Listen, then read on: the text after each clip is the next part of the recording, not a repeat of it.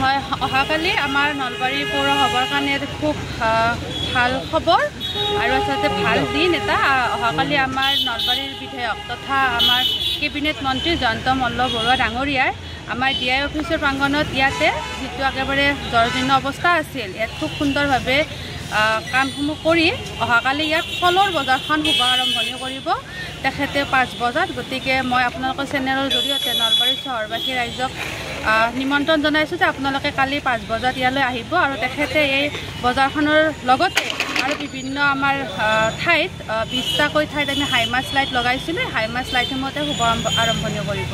গতিকে আপোনালোকে আহিব কালি আবেলি 5 বজাত।